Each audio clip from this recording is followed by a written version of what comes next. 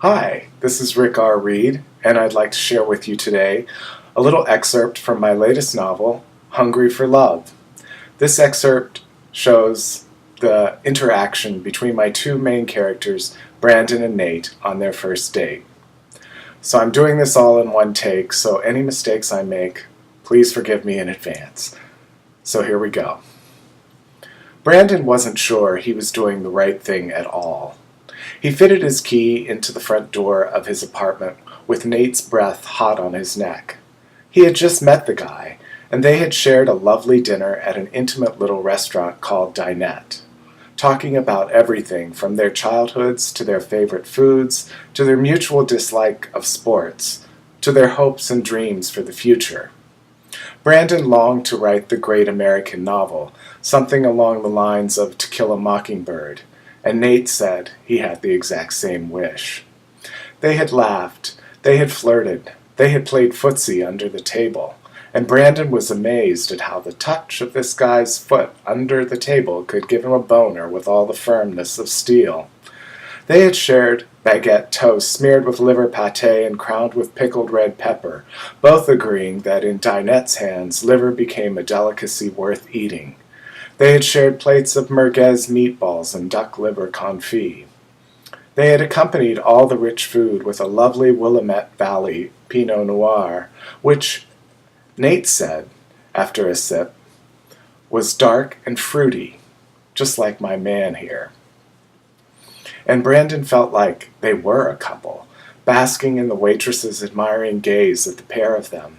For the rest of the meal she referred to them as you two, and seemed so charmed by them that she brought them a Valrhona chocolate terrine at the end of the meal, on the house. Just because we're so cute? Nate had kiddingly asked. Just because you're good karma. Couples in love. The waitress had winked and walked away. Perhaps it was the wine, the illusion that they already were a couple, the color of Nate's eyes, the firm globes of his ass as he got up to use the men's room, or the open-hearted conversation that caused Brandon to break his own rule and invite Nate back to his apartment in Green Lake. Likely it was all of those things, those and a case of rampant lust and starry-eyed infatuation. Brandon had no idea it could happen so fast. Still, as he opened the door and switched on the little lamp he had on the entryway's secretary, he had to wonder what he was doing. His whole purpose in placing the online ad that had brought them together was to find a man he could date, with whom he could build anticipation, drawing out the attraction, secure in knowledge that the wait would only make everything more tantalizing, more welcome, more wonderful. Yet here he was, bringing a guy home after knowing him for only a few hours. Granted, they had emailed back and forth some, and had just shared a very pleasant dinner in which they had gotten to know a lot about the other. But still, it was only a few hours.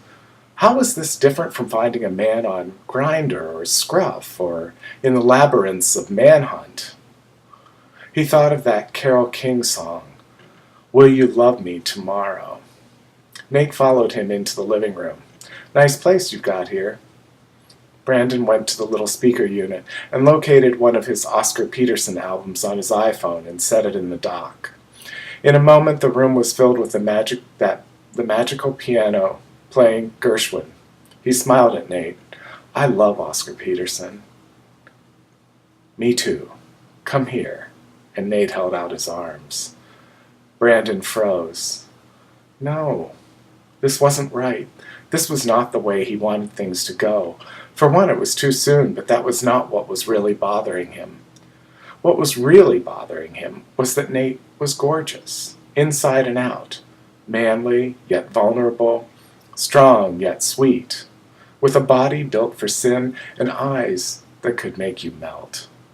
He was 30-something, and being that beautiful, that age, and that gay meant he was probably pretty damn experienced. Brandon withered at the thought of his own paltry sexual resume with its duo of clumsy couplings. How could he expect to keep up with this perfect stud who stood across the room from him? And then he realized, you don't have to do anything tonight. It is possible to fix some drinks, go out on the balcony, and just talk some more. You can send him home and make a date for another night. Then maybe one more. Then maybe you can think about being intimate. But another voice intruded. But I want to see him naked. I want to lick him from head to toe. I want to feel his tongue halfway down my throat, and I think we'll just stop right there. I hope you're tantalized enough to want to read Hungry for Love, which is available from Dreamspinner Press, Amazon.com, all romance ebooks, and all the usual online suspects. It's also available in print in bookstores. Thank you for listening. Talk to you later. Bye.